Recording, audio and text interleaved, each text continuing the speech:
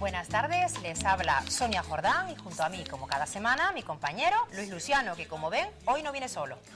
Buenas tardes, Canarias. Buenas tardes, España. Buenas tardes, República Dominicana. Buenas tardes, Latinoamérica. Hoy tenemos como novedades judiciales. El Tribunal Supremo reconoce el derecho de una mujer a participar en una oposición de la que quedó excluida porque el día del examen ella se encontraba de parto. También tendremos la recepción de una herencia por el perceptor de la pensión compensatoria es una circunstancia sobrevenida que puede permitir su modificación o extinción. En cuanto a ponencia jurídica, Sonia Jordán, quien les habla, va a tratar la actualización de tanto la pensión alimenticia como la pensión compensatoria. Y Luis Luciano tratará el tema de la ineficacia del negocio jurídico. En nuestra tertulia jurídica hoy tratamos un tema de pura actualidad, de rabiosa actualidad diría yo. Hoy vamos a hablar de ese tercer sexo, como lo están oyendo. Hay varios países, hablaremos de ellos luego en esa tertulia jurídica, que reconocen que ahora, además de hombre y de mujer, también hay un tercer sexo que vamos a tener en cuenta. Bueno, espero que nos acompañen en el día de hoy, porque como ustedes saben, está la sección de consulta, donde ustedes son los protagonistas y también tendremos que resolver las que nos han hecho durante la semana. Así que espero que se queden con nosotros. Por este medio queremos darle la bienvenida a los oyentes de Canarias de Un Abogado Siempre a Tu Lado. Darle la bienvenida a los oyentes de Dunas FM en Fuerteventura. Decirles que nuestro programa Un Abogado Siempre a Tu Lado quiere ayudarles a todos ustedes en cuanto a cualquier asunto que ustedes tengan jurídico, y que en Fuerteventura estamos en la capital, en la calle Candelaria del Castillo, en Puerto del Rosario.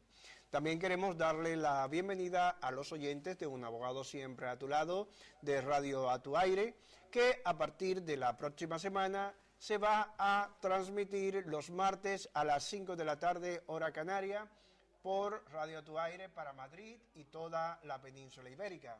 También decirles que Duna FM transmite los miércoles a las 10 de la noche, hora canaria, nuestro programa Un Abogado Siempre a Tu Lado. También queremos darle la bienvenida a los oyentes de Fiebre Digital FM, que desde Santo Domingo, República Dominicana, transmite este programa todos los días, de lunes a viernes, a las 8 de la noche, hora dominicana, o sea, a la 1 de la mañana, hora canaria. Decirles que les damos la bienvenida a este programa, darle las gracias a todas aquellas personas que nos han dicho que están aprendiendo mucho de este programa. A nuestro amigo Paquito y su esposa Dorita, que dicen que se están haciendo abogados ahora en la tercera edad, decirles que si se pueden hacer abogados a través de este programa, significa que no le estamos haciendo tan mal, porque hay una cosa muy importante que tenemos que saber, y es que hay que llegar hasta la persona para que nos entiendan, porque el derecho es muy complicado, porque es muy técnico. También queremos decirles que este programa es un servicio social del Bufete Jurídico Jordán y Luciano. El Bufete Jurídico Jordán y Luciano quiere ayudarlos a todos ustedes en este tiempo difícil a resolver sus problemas jurídicos. ¿Cómo lo pueden hacer? Fácil. Nos llaman en directo al 928-895176 y cualquier pregunta que ustedes tengan nos la pueden hacer directamente, nosotros se las vamos a contestar, porque este programa está hecho para ustedes. También queremos enviarle saludo a María, la cajera de la Caixa de Santa María de Guía, que nos dijo que en este día no se iba a perder el programa. Decirle que le damos la bienvenida también a este programa. Así es que, sin más, vamos a pasar, Sonia, a la primera sesión, que es las novedades judiciales, en donde analizamos temas relativos a sentencias, derecho y sentencias del Tribunal Constitucional. Pues pasemos, Luis, a las novedades judiciales, y se te quedó una cosa en el tintero, y es saludar también a las personas que hoy han venido aquí al programa para vernos en directo, Luis. Bueno, es que no podemos estar en todas, para eso está mi suplente. O sea que si tú lo saludas, significa que las personas que están aquí, en este público, también te lo van a agradecer. Así es que pasemos a las novedades judiciales.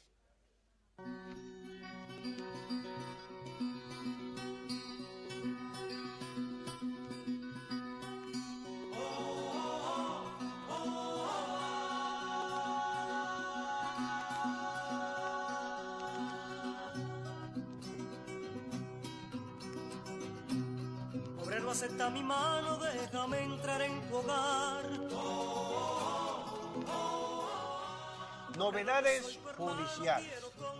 Todas aquellas cosas nuevas que surjan en el acontecer jurídico nacional e internacional, nosotros estamos aquí para traérselo a ustedes, para que todos ustedes estén al día del derecho positivo español, latinoamericano e internacional. Por eso, la primera novedad judicial que vamos a analizar en este día la va a analizar Sonia, y es una jurisprudencia del Tribunal Supremo que reconoce el derecho de una mujer a participar en una oposición de la que quedó excluida porque el día del primer examen se encontraba de parto. Tenía que examinarse en una oposición, se encontró de parto, la excluyeron de esa oposición, ella recurrió y vamos a ver el resultado. Así es que Sonia Jordán nos va a introducir con esta novedad judicial. Efectivamente, Luis, es una novedad judicial. ¿Por qué? Porque es una sentencia muy reciente, de fecha 5 de marzo de este año, del 2014.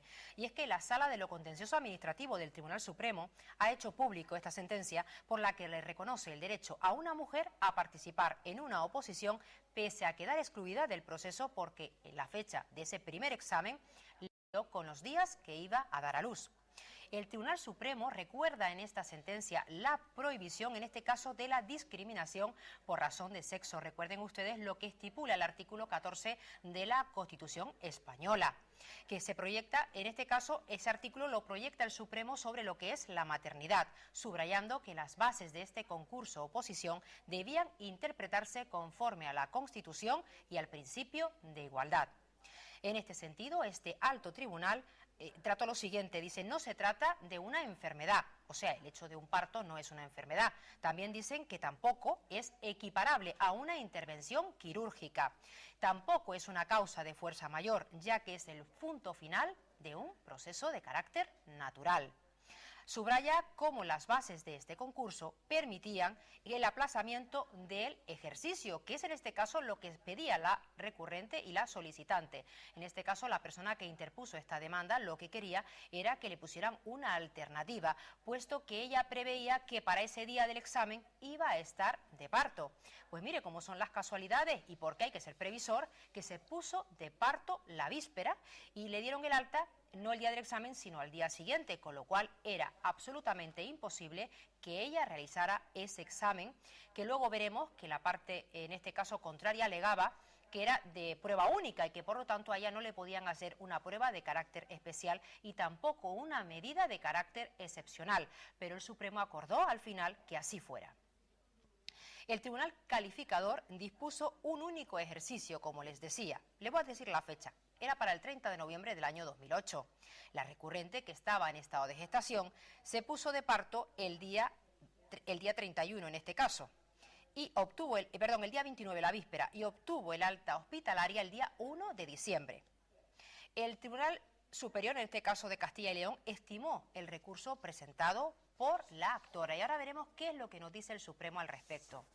Dice el Supremo que no es relevante ni el hecho de que el proceso selectivo hubiera concluido más de un año antes de que se dictara la sentencia, ni las consecuencias de que su fallo estimatorio pudieran derivarse para quienes fueron nombrados a su conclusión.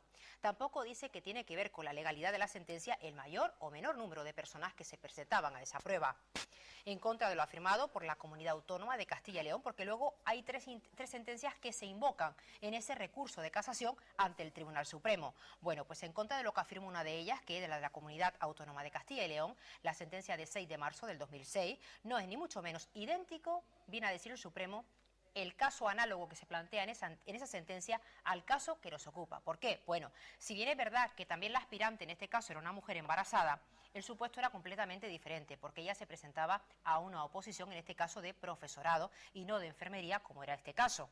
Además de que en la base de esta oposición no se disponía nada con carácter excepcional, cosa que sí que se dispone en la base de esta recurrente que sí se iba a presentar a las oposiciones. También dice que tampoco se puede entrar a discutir aquí ni lo que es fuerza o no fuerza mayor, porque el caso del parto no tiene nada que ver con un supuesto de fuerza mayor, es una cosa previsible. Una persona que está embarazada, lógicamente, va a tener que dar a luz y tarde o temprano se le va a presentar ese parto. La pretensión esgrimida por la señora está directamente relacionada con la maternidad y se plantea en un contexto en el que no se perciben las circunstancias temporales y funcionales, pues dice la naturaleza de la prueba o ejercicio en cuestión no presentaba un otro obstáculo que el del lugar, o podemos añadir el momento de su realización. La señora incluso llegó a plantear de si podía hacer la prueba en el propio hospital en el caso de que se le presentara el parto, a lo que se le contestó en este caso de forma negativa. Así pues, el tribunal calificador se le presentó una solicitud dirigida por la señora para el tema de la igualdad, puesto que el parto para ella iba a ocasionarle un perjuicio. No se trataba, por lo tanto, como ya dije y vuelve otra vez a hacer hincapié el Tribunal Supremo, de una enfermedad y tampoco de una intervención quirúrgica. Exactamente así es. La forma de hacer efectiva la igualdad en las condiciones de realización de la fase de oposición de este proceso selectivo para la mujer que va a dar a luz en vísperas o coincidiendo en este caso con la fecha que se le va a poner la prueba, pues hay que ser un poco más, ¿cómo le diría yo? No benévolos, pero sí aplicar la ley. En este caso, ¿qué ley? El artículo 23.2 y la prohibición constitucional de discriminación por razón de sexo del artículo 14. También el artículo 39.2 y expresamente la Ley Orgánica 3/2007. Y cómo no, en este caso la base de la propia oposición, la base 6.5 que permitía al tribunal calificador buscar la forma de acoger la petición, en este caso de la señora, o de establecer cualquier otra, como aplazamiento del ejercicio para evitar el perjuicio que ella sufrió. Pues no se puede dar por cierto que la previsión, dice el Supremo, de un llamamiento único en base al 7.6 cerrase la puerta absolutamente a la demanda de trato diferente con independencia de la causa que se invocara. Y termina diciendo efectivamente que no aprecia las infracciones que se alegan para recurrir en esta casación y que por lo tanto estiman nuevamente la sentencia que había fallado ya a favor de la señora. Es un tema interesante. Además, a cualquiera de ustedes se le puede presentar el hecho de que se presenten a una oposición y luego pues ocurra que se les presente un parto. Bueno, pues aquí tienen un ejemplo que se le puede aplicar ya. Hablamos de que es una sentencia del Tribunal Supremo y que por lo tanto crea jurisprudencia. Así que Luis, ¿qué novedad nos traes tú hoy? Bueno, vamos a ver. Yo traigo una novedad judicial que también viene del Tribunal Supremo. Es una nueva jurisprudencia que tumba a otras jurisprudencias. Les voy a contar la historia de esta jurisprudencia. Resulta que dos personas que estaban casadas se divorciaron. Pues al divorciarse, el esposo tuvo que pagarle una pensión compensatoria a su antigua esposa porque había quedado en una situación económica por debajo de la de él. Todo eso estuvo bien. Él religiosamente le pagaba su pensión compensatoria. ¿Qué ocurre? Que la madre de la ex esposa fallece. Al fallecer, le deja a la hija bienes inmuebles, entiéndase casas, fincas, y también le deja bienes muebles, entiéndase dinero. Entonces, al fallecer, le ha dejado una suma mensual de unos 1.700 euros a su hija. ¿Qué ocurre? Que el ex marido dice, bueno, pero si ya la situación económica de ella ha mejorado, según el artículo 100 y 101 de la Ley de Enjuiciamiento Civil, me corresponde interponer una demanda de modificación de medidas para que me quiten esa pensión compensatoria. ¿Bien? ¿Hasta ahí todo bien? Él interpone la modificación de medida porque las circunstancias han variado y cuando interpone dicha modificación va al juzgado de primera instancia y el juez, acuérdense que el juez de primera instancia que va a conocer esa modificación de medida es el mismo que conoció de la causa principal cuando se divorciaron y cuando se le impuso esa pensión. Vale, pues el juez de primera instancia rechaza o deniega la solicitud de la cancelación de esa pensión compensatoria por parte del ex marido. Vale, como eso ocurre, él recurre en apelación a la audiencia. Vale. Van a la audiencia y la audiencia lo que hace es que confirma la sentencia del juzgado de primera instancia, en donde no le quita la pensión, alegando, entre otras cosas, que primero, que para que se considerara que la herencia iba a ser una causa modificadora de las circunstancias de la ex señora, todo eso debieron de haberlo estipulado dentro del convenio regulador. O sea, que él tenía que prever que si se moría cualquier familiar de ella y aumentaba la fortuna de ella, por eso iba a ser un motivo para quitarle entonces la pensión compensatoria. Vale, pero eso no se queda ahí. Alega el juzgador, el juez, que para otorgarle esa pensión, él tenía que demostrar todos los hechos, es decir, tenía que demostrar que real y efectivamente había fallecido la madre de la señora, de la ex esposa, y que le había dejado en herencia todo lo que le había dejado. Todo eso supuestamente tenía él que demostrarlo y probarlo bajo todos los medios.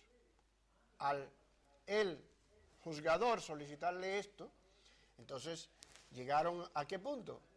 A interponer un recurso por infracción procesal al Supremo y un recurso de casación.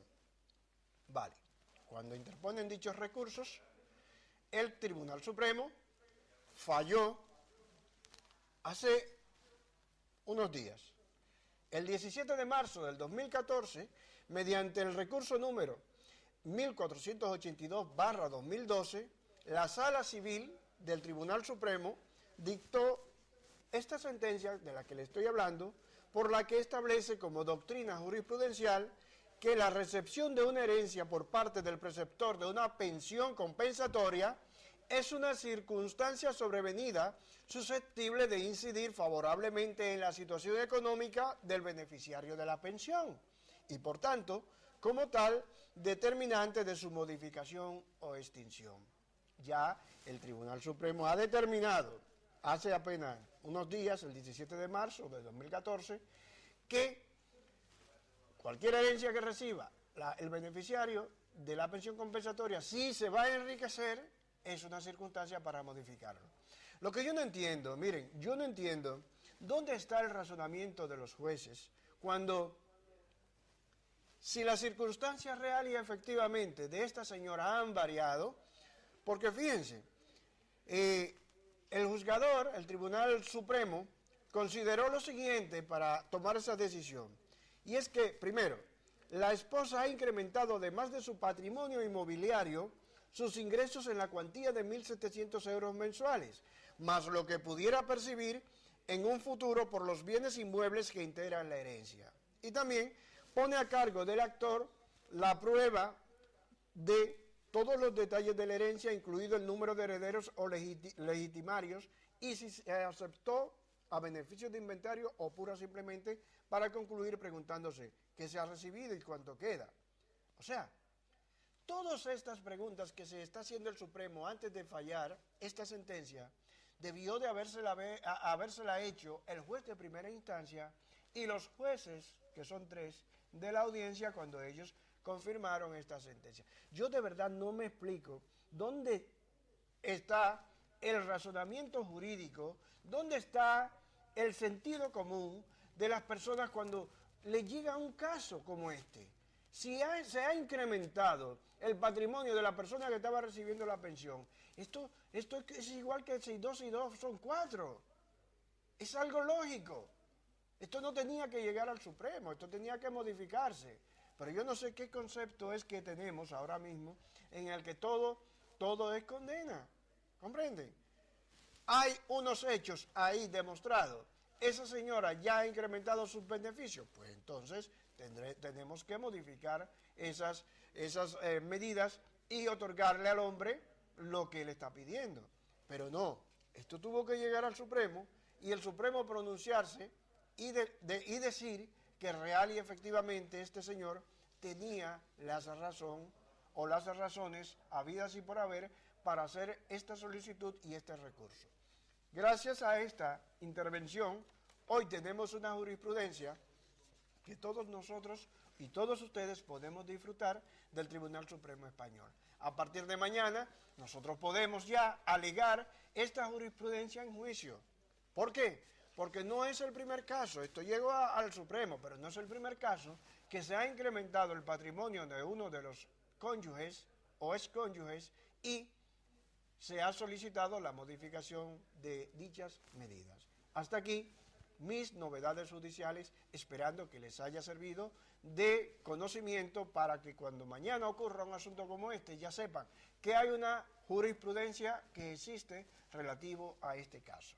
Sonia, ¿tú crees que deberíamos de pasar y dar la oportunidad a las personas que nos están enviando sus consultas a respondérselas? Pues sí, Luis, me parece perfecto. Vamos a pasar a la sesión de consultas. Muy bien. Está llegando la hora.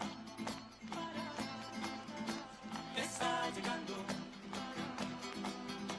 la hora. Está llegando, estudiante, la Estamos hora. en la sección de consulta. En su sección es ahora el momento de resolver aquellas dudas jurídicas de todas las personas que tienen problemas y muchas veces no saben cómo resolverlo. Bueno, pues para eso estamos Luis y yo hoy aquí. ¿Cuál es tu primera consulta, Luis? Bueno, esta consulta nos llega a través del grupo que tenemos en Facebook que se llama Consultas Jurídicas para un abogado siempre a tu lado. Si usted tiene Facebook, sencillamente en el buscador escribe Consultas Jurídicas para un abogado siempre a tu lado y le va a salir este grupo, donde usted va a hacer todas sus consultas gratuitamente. Esta consulta nos llega de Lima, Perú. Esta persona nos hace la siguiente consulta. Un matrimonio quiere comprar una propiedad para vivir en ella, pero el esposo dice que la en el nombre de su mamá y no en el nombre de ambos. Y ella, claro, la esposa no está de acuerdo, sino que le pide que le firme como viene separado a la esposa, si algún día, entonces, él está pidiéndole a la esposa hacer una separación de bienes para él hacer la compra de la casa, y porque él dice que si se separan, si ellos se separan, él se va a quedar en la calle porque la esposa se va a quedar, aunque son gananciales, se va a quedar con los bienes. Entonces ella me está consultando que si esto es así, si se puede hacer o no se puede hacer. Mire, como ya yo le contesté a través del grupo, se lo voy a ratificar aquí. Mire, lo primero que debo decirle es que si ese dinero que el esposo tiene lo ha ganado estando casado en gananciales, ese dinero no es de él, ese dinero es de los dos. Y si es de los dos, cualquier artículo que compren, cualquier bien, mueble o inmueble que compren, esos bienes vienen en gananciales. Para él poder comprar la casa a nombre de la madre, debió de haber recibido este dinero antes de haberse casado, antes del matrimonio. Si lo recibió antes del matrimonio e hizo la declaración de privatividad, entonces ese dinero sí él podía hacer con él lo que él quisiera. Pero como no lo ha hecho, ¿entiende? Porque ese dinero lo ha recibido a partir de la producción generada tanto por usted como por él, por usted porque se ha encargado, o sea, por la esposa porque se ha encargado de cuidarlo, de lavarle la ropa, de prepararle la comida, de tener la casa lista, de cuidar a los niños. El Tribunal Supremo nuestro ha dicho que una mujer que le haga eso a su marido durante tantos años tiene derecho a reclamarle al marido, si se separan, una indemnización de 600 euros por mes, 600 euros por mes, por el trabajo que ella ha hecho en la casa estando casada. O sea que si una pareja tiene 10 años casado y se separan, al separarse, el marido, según esa sentencia del Supremo, tendría que indemnizar a esa señora por 600 euros por mes, que al año serían unos 7.200, y en 10 años serían unos 72.000 euros. Tiene que indemnizarlo según la nueva jurisprudencia del Tribunal Supremo. Entonces, en el caso de esta señora que está haciendo esta pregunta en el Perú, como el derecho civil allá y aquí es parecidísimo, porque el derecho peruano es muy parecido al derecho español, decirle que a ella que no se deje engañar del marido, que bajo ninguna circunstancia permita que compre a nombre de la madre, y si compra a nombre de la madre, ella sabe lo que tiene que hacer, interponerle una demanda a él para ella reclamar lo que le corresponde legalmente. Bueno, Luis, tenemos otra consulta. Esta es de Las Palmas de Gran Canaria y dice así: mis padres están separados desde hace 8 años. Ahora mi padre quiere divorciarse, pero mi madre se niega para seguir cobrando la pensión de alimentos.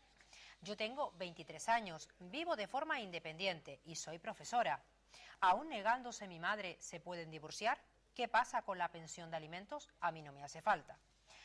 La verdad que me ha gustado mucho esta consulta. No suele ocurrir que sea el propio hijo el que hace la pregunta de la pensión de alimentos. Estamos hablando de 2 personas que están separadas legalmente y una de ellas ahora se quiere divorciar. Se van a poder divorciar en cualquier momento, quiera el otro miembro de la pareja divorciarse o no. En España es lícito que solo uno de ellos presente el divorcio para que la pareja se rompa, así como lo están oyendo. Y con respecto a la pensión de alimentos, en este caso la hija tiene mucha razón. Ella trabaja, vive de forma independiente, por lo tanto esa pensión hay que extinguirla. Ya ella no la necesita.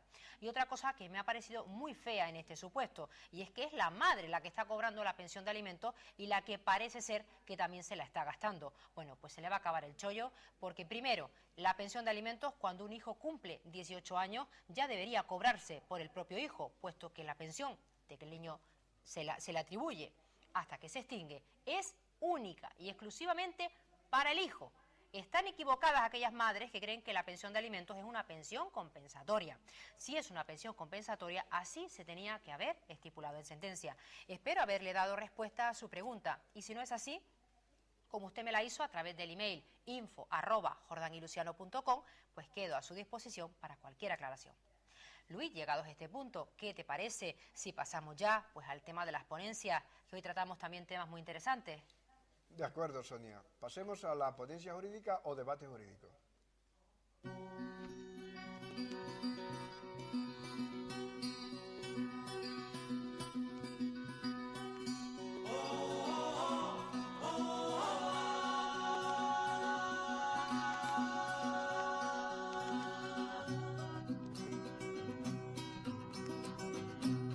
Obrero, acepta mi mano, déjame entrar en tu hogar. Bueno, aunque Obrero, yo soy tu hermano. Aunque dice consultas, realmente estamos en el debate jurídico. Sepan ustedes que en este debate o ponencia jurídica vamos a tratar un tema muy interesante que Sonia va a hablarles. Trata sobre la actualización de las pensiones alimenticia y compensatoria. Estos son asuntos que ocurren cada año, cada vez que una persona tiene una pensión, ya sea de alimentos, sea compensatoria.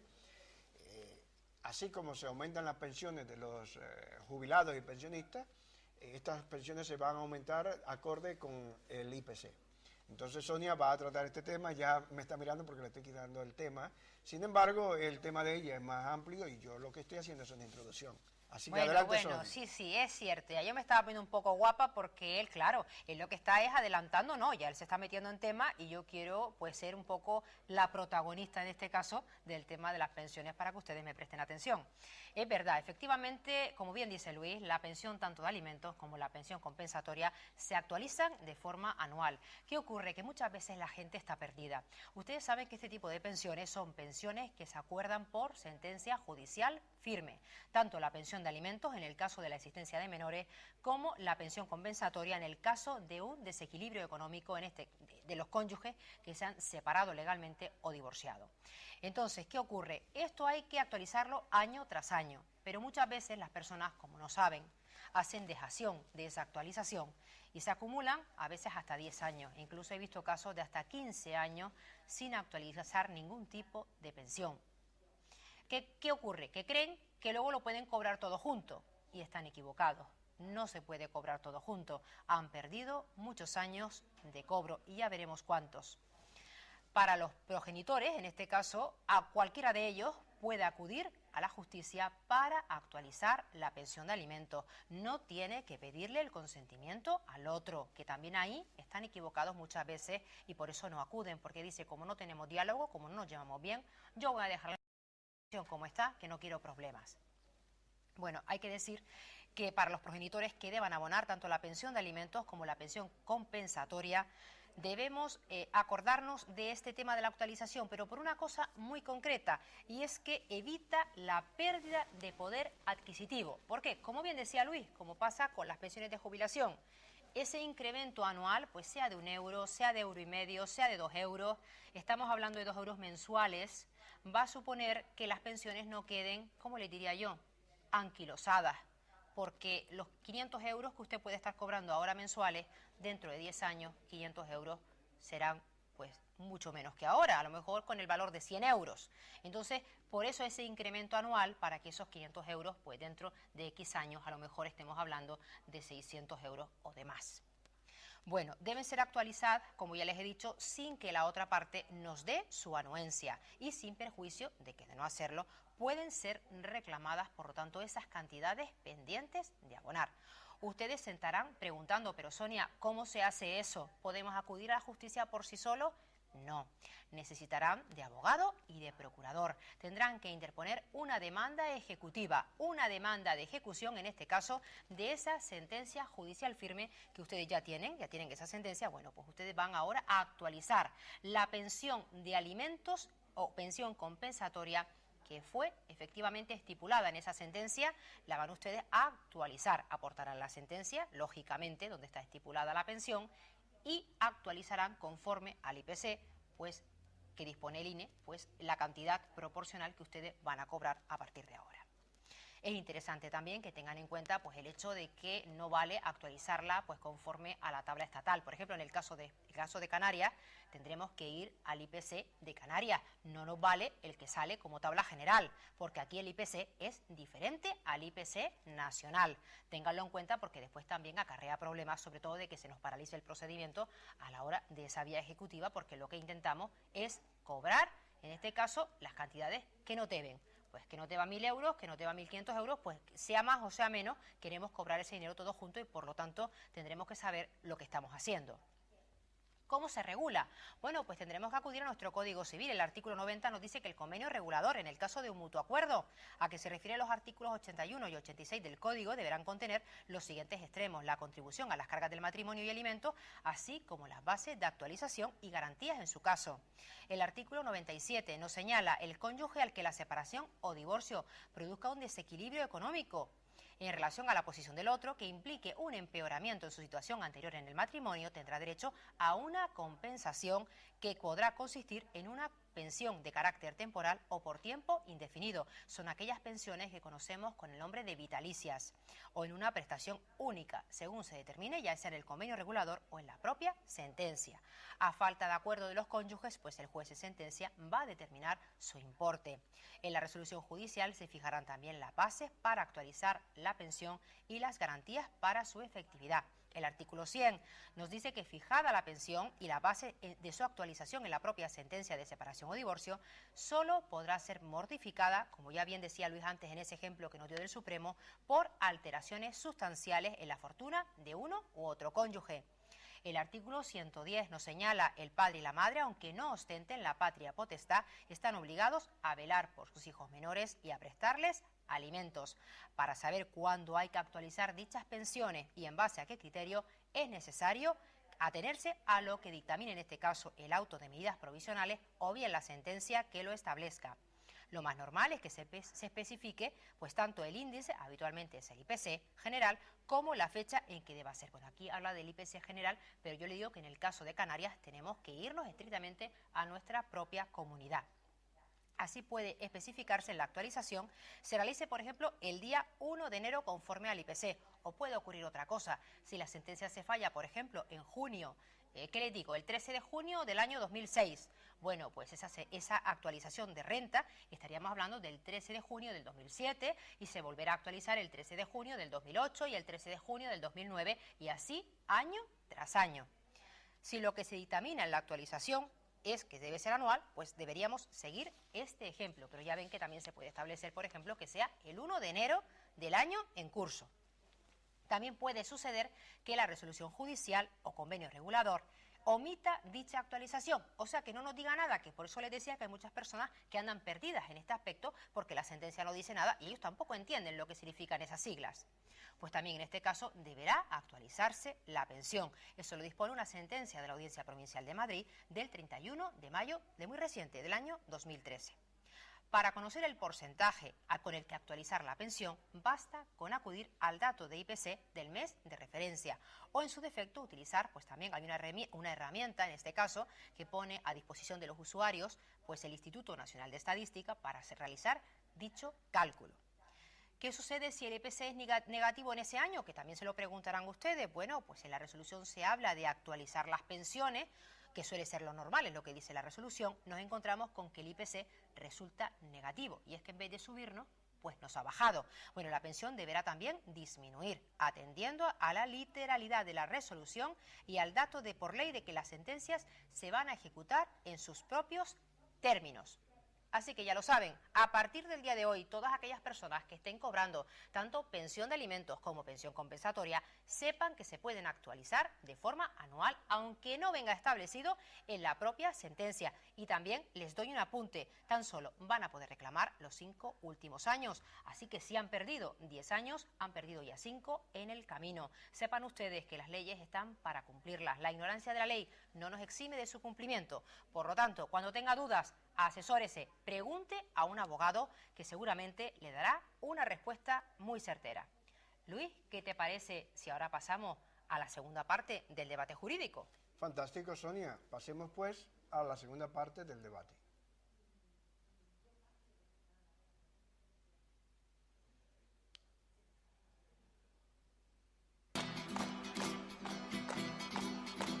Está llegando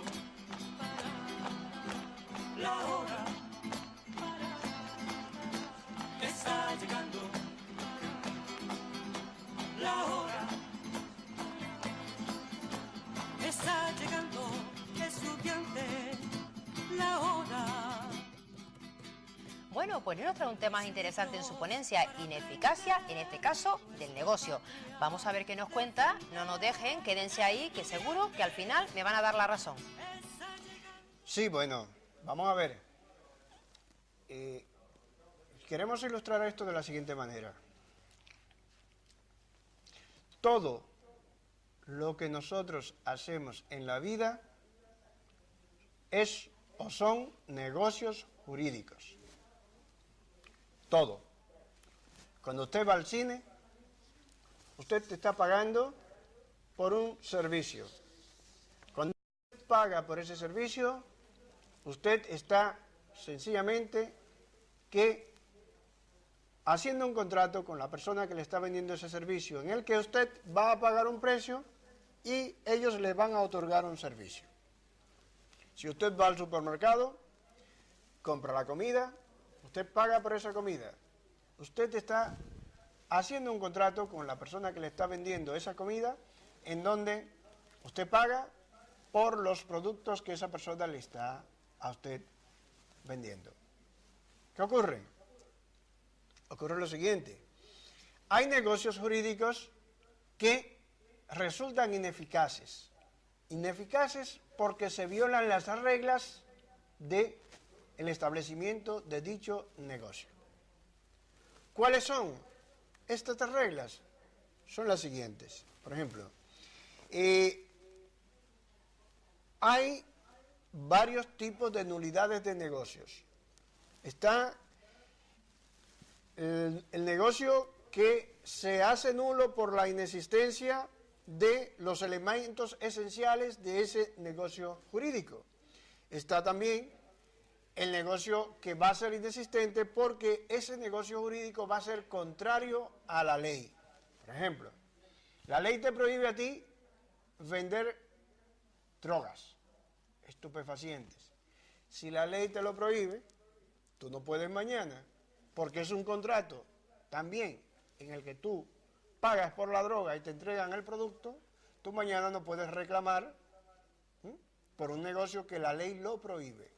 Si ese negocio está prohibido por la ley, entonces ese negocio es nulo de nulidad absoluta. Nunca debió de existir. Tenemos un ejemplo también sobre ese tipo de negocio que es nulo de nulidad absoluta, y es el de las cláusulas abusivas. La Unión Europea ha determinado que todas las cláusulas que sean abusivas para el consumidor son nulas de nulidad absoluta, porque son abusivas. Y si son nulas de nulidad absoluta, cualquier negocio que se haga estableciendo cláusulas abusivas en el mismo, ese negocio es nulo. Así vemos, por ejemplo, cómo el Tribunal Supremo las cláusulas suelo las declaró nulas de nulidad absoluta. ¿Por qué? Porque es una cláusula abusiva y Europa ha declarado que las cláusulas abusivas son nulas, y si son nulas, ese negocio jurídico que usted haya hecho y le hayan impuesto una cláusula abusiva es nulo de nulidad absoluta y es como si nunca hubiera existido. Por lo tanto, las consecuencias de ese negocio jurídico, al ser nulo de nulidad absoluta porque es contrario a la ley, las consecuencias son que si usted ha pagado por esas cláusulas abusivas, por ejemplo, la cláusula suelo, todo el dinero que usted ha pagado por esa cláusula suelo, el banco tiene que devolvérselo o reintegrárselo porque ese negocio no debió de existir. Y es un negocio jurídico nulo de nulidad absoluta porque va contrario a la ley. Hay otra forma de anular un negocio jurídico y es el negocio que se hace violando el consentimiento. Es decir, que cuando usted haga un negocio en el que haya vicios del consentimiento, ese negocio es anulable, pero no de nulidad absoluta, sino de nulidad relativa, porque esa anulabilidad puede mañana cambiar y ser legal. También está otra forma de anular un negocio jurídico, y es la lesión o perjuicio para las partes o para un tercero. Si hay un negocio jurídico en el que se lesiona, o sea, una de las partes va a sacar muchísima ventaja con relación a la otra parte, en ese negocio hay lesión. Y al haber una lesión, entonces sencillamente esa es una causa para rescindir ese negocio y declararlo nulo. La otra forma de anular o hacer ineficaz un negocio jurídico es mediante la resolución o la revocación, y que puede ser por la ineficacia de la concurrencia de determinadas circunstancias ocurridas para la celebración de ese negocio jurídico. Hemos aquí hecho un resumen de las 5 causas por las que un negocio jurídico se puede declarar ineficaz o anular. Pero en este momento lo que queremos hablar más o hacer hincapié es en la anulabilidad. No vamos a hablar ni de la nulidad absoluta, ni de la rescisión, ni de la inexistencia, ni de la resolución y revocación. Vamos a hablarles a ustedes de la anulabilidad. ¿En qué consiste la anulabilidad? Según el Código Civil Español, los contratos en que concurran los requisitos del artículo 1261 del Código Civil, que son consentimiento, objeto y causa, pueden ser anulados aunque no haya lesión para los contratantes, siempre que adolezcan de alguno de los vicios que los invalida con arreglo a la ley. Vamos a ver un ejemplo de esto. Una persona redacta un testamento y al redactar este testamento tiene hijos. Deja fuera a los hijos. Si deja fuera a los hijos de este testamento y le otorga todos sus bienes a quien él quiso, esto es un negocio jurídico que es anulable. ¿Por qué? Porque la ley dice que por lo menos el 33% de sus bienes, que es lo que se llama la legítima, tenía que reservarse para la herencia de los hijos. esto es un negocio perfectamente anulable. Ahora, hay otro tipo de razones para anular un negocio jurídico, por ejemplo, de un testamento. Estamos hablando, por ejemplo, de la violencia. Si hay violencia, hay dos tipos de violencia, la violencia física y la violencia moral.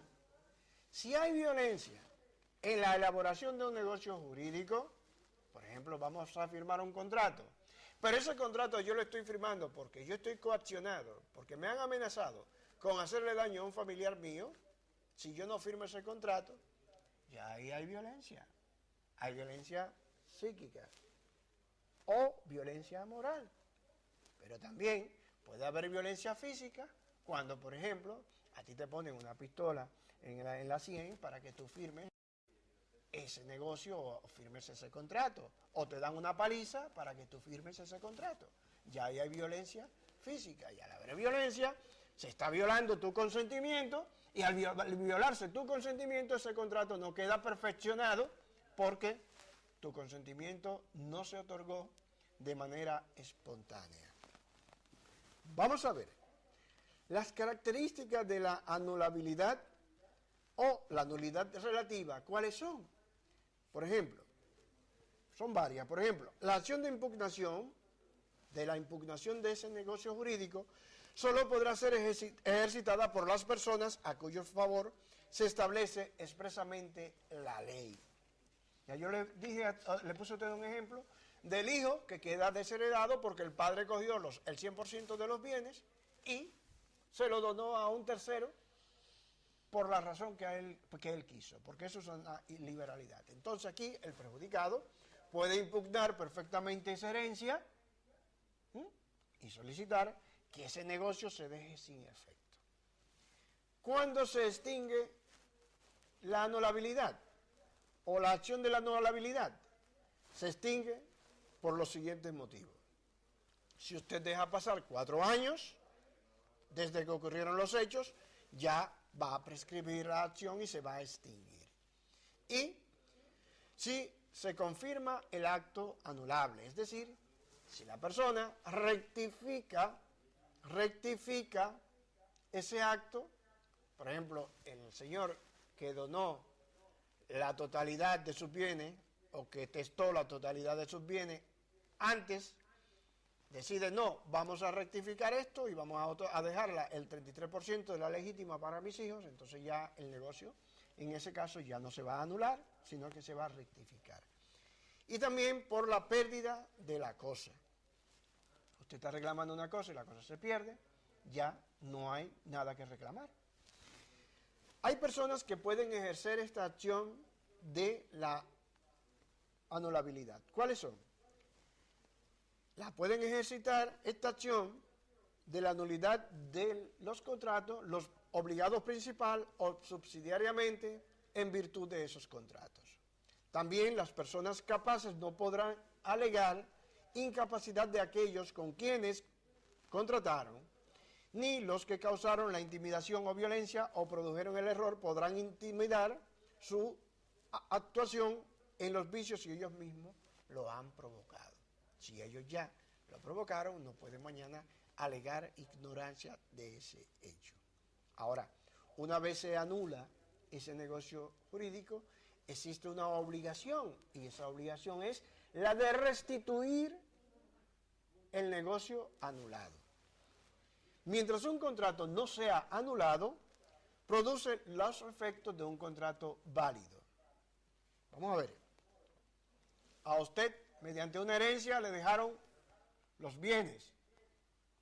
Mientras ese contrato no sea anulado, el que está disfrutando de esa herencia va a considerar que ese contrato es válido.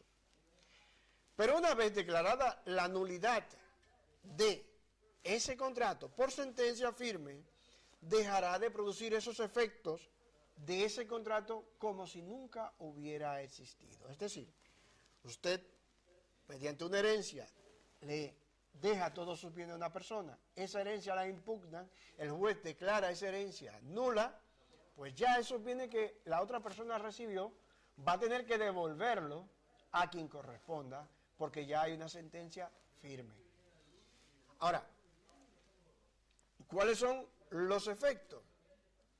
Los efectos de esta nulidad trae ciertas consecuencias. La primera es que si el contrato no se ha consumado o no se ha perfeccionado, las partes quedan libres. Es decir, se hizo el contrato, pero no se ha perfeccionado, no se ha recibido la cosa todavía, entonces, sencillamente no hay que hacer nada más que dejar el contrato sin efecto.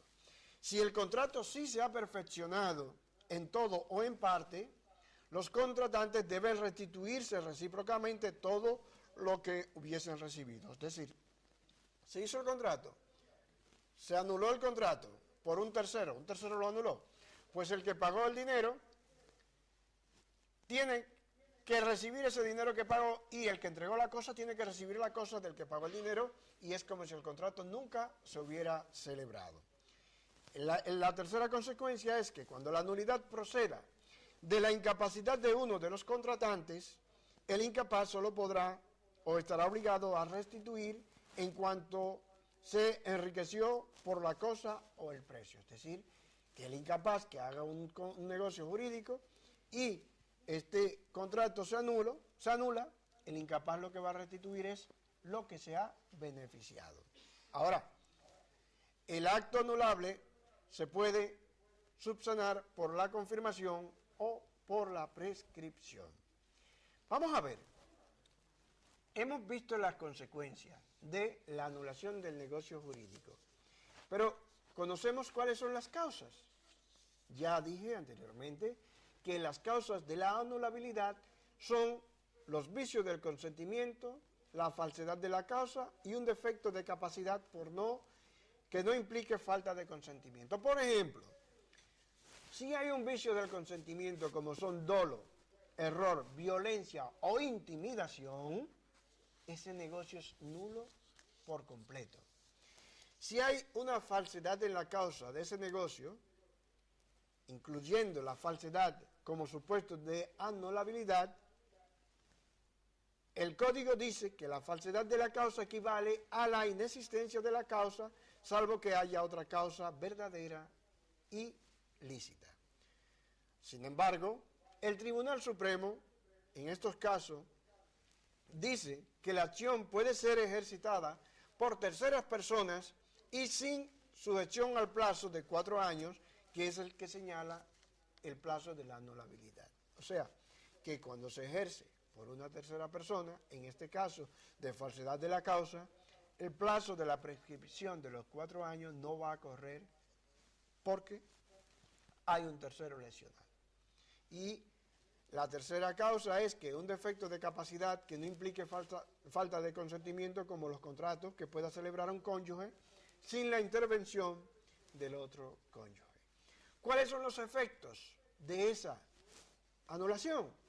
Sencillamente, el Código Civil dice que la acción solo dura 4 años y que este plazo va a empezar a correr o a contar en diferentes momentos en función del caso en que nos encontremos. Así, en los casos de intimidación y violencia, ojo, violencia, ya sea física o sea psíquica o moral, es desde el día en que haya cesado esta violencia. En los casos del vicio de consentimiento de error, dolo o falsedad de la causa, desde que se haya consumado el contrato. Y cuando la acción se refiera a contratos celebrados por menores o incapacitados, se contarán los 4 años desde que han salido de la tutela. Si la acción se dirige a invalidar actos o contratos celebrados por un cónyuge sin el consentimiento del otro, este plazo empezará a contarse desde el día de la disolución de la obligación conyugal o desde el día de la disolución del matrimonio. Entonces, hemos analizado la ineficacia del negocio jurídico por anulabilidad. Estas causas se anula el negocio jurídico cuando se violan o cuando ha habido vicios del consentimiento. Si hay vicios del consentimiento, que ya yo se lo dije anteriormente, como son error, dolo, falsedad, intimidación y violencia, si hay un vicio de eso, sencillamente cualquier negocio jurídico que se haya realizado puede ser anulable. Si hay un testamento por ahí y ha habido un vicio del consentimiento en la celebración de este testamento, entonces perfectamente usted puede reclamar en el juzgado la anulabilidad de ese testamento, pero tiene que probarlo. Ojo, todo aquello que usted alegue en justicia, usted tiene que probarlo. Cualquier negocio, cualquier contrato que usted considere que es nulo porque se han violado los vicios del consentimiento, perfectamente usted puede buscar un abogado y este le ayudará a anular dicho contrato. Hasta aquí nuestro tema de ponencia. Sonia, ¿qué tú crees si nos vamos ahora a la tertulia jurídica? Pues sí, vamos a la tertulia jurídica, Luis, porque hoy tratamos un tema que le va a encantar, ¿eh? Muy bien.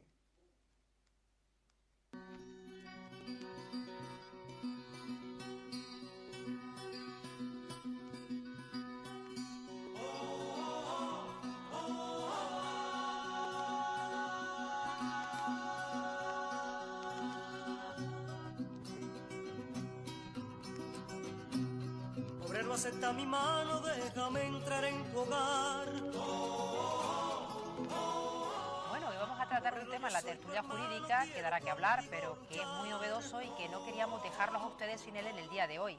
Y es que ha salido pues algo ahí en Australia, ha reconocido este país por primera vez, no es el primero, ya se han ido delante tanto Alemania como Nepal, lo veremos posteriormente, y bueno, ha reconocido por primera vez esa condición a un varón que se operó, pero como no resolvió su ambigüedad sexual, pues en este caso ni es hombre ni es mujer, sino que termina siendo un tercer sexo, en este caso, que se denomina pues género neutro. Luis, ¿qué te parece esta noticia que es muy novedosa? Me parece pues muy bien lo que se ha hecho, porque hasta ahora no estaba, en este caso en Australia no estaba reconocido, tampoco le está reconocido en nuestro país, pero hay personas pues que sí, que no se identifican ni con el hecho de ser hombres ni con el hecho de ser mujeres. Mira, Sonia, a mí me da risa este tema porque hace 2 años tú y yo estuvimos aquí en el plató en un programa que se llama Eduardo a tu aire, de nuestro amigo Eduardo Gil. Y estábamos hablando acerca de los hechos. Era un tema que hablábamos sobre defensores de hombres por la violencia de género. Y en una de esas conversaciones yo le dije a Eduardo que existían 3 géneros. Yo le dije que existía el género masculino, el género femenino y el género neutro. Y nosotros nos explotamos de la risa ese día porque el género neutro. ¿Cómo va a existir el género neutro? Sí, mire, en la gramática, por ejemplo, yo lo dije en broma porque en gramática existen estos 3 géneros, el masculino, femenino y el neutro. Entonces, como el género neutro existe, yo le dije de broma a Eduardo que existía el género neutro, y ahora resulta que esta afirmación que yo dije de broma, ahora lo están reconociendo en tribunales, en tribunales como el que tú acabas de decir, de Nueva Zelanda, en Australia y en Alemania. Sí, en Alemania también, pero en Alemania, Luis, se dio otro caso pues muy curioso, y es el tema de 2 bebés. Bueno, 2 bebés que habían nacido, para que ustedes me entiendan, y hablo de una forma más llana, habían nacido hermafroditas y por lo tanto ni eran mujeres, en este caso, ni iban a tener el sexo femenino ni tampoco el masculino. Bueno, pues ahí Alemania abre la puerta a llamarlos en este caso intersexuales, porque ni son en este caso femeninos ni son masculinos, y también abre la puerta para que la casilla, en este caso, que hay que marcar, ustedes saben que si le damos la vuelta pues a los DNI, detrás tenemos si tenemos el sexo femenino o el masculino, o sea, si somos mujeres o somos hombres, pues en este caso esa casilla se podía marcar con una X o incluso dejarse en blanco, puesto que para un futuro la persona que en sí luego se desarrollara, pues podría decidir si en este caso se quería marcar como hombre o se quería marcar como mujer. Luis, algo novedoso, Alemania lo reconoce, pues entra en vigor en noviembre del año pasado, con lo cual se va por delante, y en este caso es a la cabeza de Europa el único país que ha reconocido este tercer sexo, pero también vemos como países como Nepal, que bueno, que no están quizás, no es uno de los países más adelantados, pues también está reconocido este derecho. Ahora vemos que Australia pues también se ha incluido en este catálogo, y que me parece muy bien, porque bueno, en este caso era un hombre que se sometió a una operación quirúrgica para cambiar de sexo, pero luego de esa operación pues siguió siendo ambiguo, o sea, la operación tampoco lo definió como en este caso ese cambio. Entonces, pues, ha luchado por este derecho, lo ha conseguido y bueno, ha pasado a ser un género neutro, como tú bien dices, Luis. Lo primero que hizo el registro pues fue inscribirlo como género no específico, pero lo echaron abajo diciendo que eso era nulo y que no se podía registrar de esa manera. Él dice que ha luchado mucho, que ha sufrido mucho y yo creo que hay personas que nos estén escuchando en el día de hoy y que también hayan sufrido, Luis, porque hay personas que también sufren por este hecho, porque costan como mujeres o costan como hombres y ellos no se ven como tales. Eso también, Luis, provoca un sufrimiento y yo creo que ya es hora de que también el legislador español pues se ponga las pilas y se tiene que adecuar pues a los nuevos tiempos donde hay de todo y por lo tanto todo hay que reconocerlo. Mira, Sonia, te voy a contar esta anécdota. Resulta que cuando Colón no había descubierto la América, o cuando los vikingos no habían descubierto América, resulta que a Galileo Galilei lo iban a quemar porque Galileo Galilei decía que la Tierra era redonda. Entonces, resulta que tiempos atrás, miles de años atrás, ya la Biblia decía que la Tierra tenía un círculo, o sea, que la Tierra era un círculo, que la Tierra era redonda. La Biblia lo decía, que la Tierra era redonda, pero entonces se reconoció después que Colón descubrió América. Ahora nos encontramos con el género neutro. ¿Pero qué ocurre con el género neutro? Que la Biblia hace tiempo que dice, miles y miles de años, que hay un género neutro, porque la Biblia dice que los ángeles ni son masculinos ni son femeninos y que por lo tanto no tienen sexo, y que como los ángeles ni son masculinos ni son femeninos, son neutros, tienen un género neutro.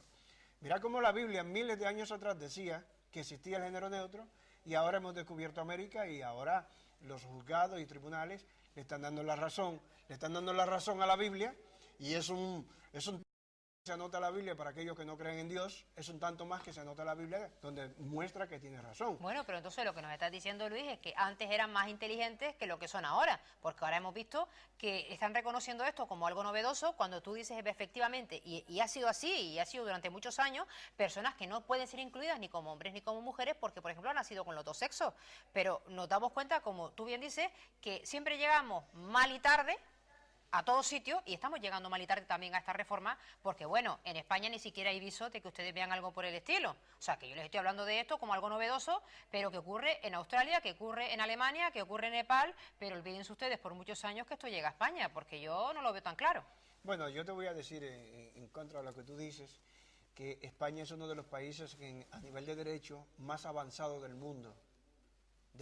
España es uno de los países del mundo más avanzados en cuanto a derecho, en cuanto a establecimiento de normas nuevas. Mañana no dudes tú, dentro de unos años, dependiendo quién gane las elecciones que vienen, el año que viene, pero olvídate que si ganan los socialistas es probable que el género neutro sea reconocido ya hasta por el mismo gobierno y se legisle como se legisló la ley de matrimonio homosexual. Bueno, pues ahora que lo dices, Luis, yo creo que ya que estamos hablando aquí en el día de hoy, deberían tomar un poco nota ellos también y ponerlo en su programa político, el incluir también pues a estas personas, al género neutro, y hacer una ley que también lo regule. Y bueno, yo creo que también ganaría muchos votos, Luis. Sí, pero mira, si nos vamos a la intríngulis de este asunto, desde el punto de vista jurídico, hay algo que me interesó mucho en esta noticia, que dice este señor, porque miren, la razón por la que a él le declararon el género neutro es la siguiente: nosotros nunca nos conformamos con lo que somos ni como somos, y siempre queremos ser más bonitos, ponernos la nariz más larga, las orejas cortárnoslas, etcétera. Nunca nos conformamos. El asunto es que si bien es cierto que este señor no se sentía bien siendo hombre, se hizo una operación para cambiar de sexo y cuando cambió de sexo no se sintió tampoco bien siendo mujer. Fíjense lo contradictorio de esto. O sea, él quería cambiar de sexo porque él se sentía mal siendo hombre. Entonces cuando él cambia de sexo no se siente bien siendo mujer tampoco. Entonces él dice, si no me siento bien siendo hombre, ni me siento bien siendo mujer, yo quiero que a mí me den otro sexo que no sea ni masculino ni femenino. Yo quiero que a mí me den otro sexo. Bueno, pues él interpuso la demanda correspondiente y una de las razones que él alegaba, que aquí está, dice, creo que mucha gente le gustaría tener este tipo de certificado, o sea, de género neutro, incluso a muchas mujeres, porque el sexo femenino es a menudo discriminado. Estas son palabras de él. Dice, el concepto de hombre o mujer no me encaja La solución más simple es no tener ninguna identificación sexual. De hecho, ningún doctor pudo precisar cuál era el género de Norrie, quien se autodefine como psicológicamente andrógino. O sea, una persona que no es ni de un sexo ni de otro sexo. O sea, es un asunto que yo no sé dónde vamos a llegar los humanos, porque es que los humanos no nos conformamos con nada. Porque si él quería cambiarse de sexo, de masculino a femenino, y operarse y hacerse lo que fuera, yo me imagino que ya una vez obtiene el otro sexo, ya debió de haber quedado tranquilo. Sí, pero no es tan fácil tampoco, Luis. Vamos a ver, psicológicamente todo tiene una fase y tampoco, pues él tenía un cuerpo masculino y de repente se ve con un cuerpo de mujer. Bueno, también habrá que ver si él se podía adaptar a ese nuevo cuerpo, porque también eso es complicado. Vale, pero a él nadie lo obligó. Sí, Él se cambió de sexo porque él quiso, porque él creía que él iba a ser más feliz con el otro sexo, con el otro Quizás se cuerpo. sentía mujer, como tú bien dices, pero claro, una cosa es sentirse espiritualmente mujer y otra cosa es verse con un cuerpo de mujer, que, bueno, ustedes lo saben, anatómicamente son completamente diferentes. Es que es complicado, es muy complicado el tema y muy delicado también. Bueno, Luis, ¿qué te parece? Ya llegamos al final del programa. ¿Pasamos a la sesión de agradecimientos? Bueno, sí, hay muchas personas a las que tenemos que agradecerle en el día de hoy, así que pasemos a la sesión de agradecimiento.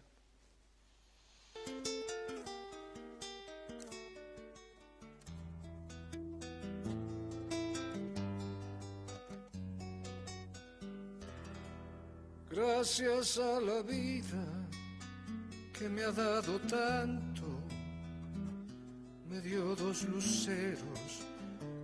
Bueno, pues ya llegamos al punto y final de nuestro programa. Agradecerles, como siempre, que hayan estado con nosotros, que hayan estado a esta hora de programa. Invitarlos a que lo sigan haciendo, invitarlos a que nos consulten, si así lo desea, en nuestro correo electrónico info@jordanyluciano.com, que si quiere mandarnos un WhatsApp también lo puede hacer al 662 11 4151 o al 662 11 4143.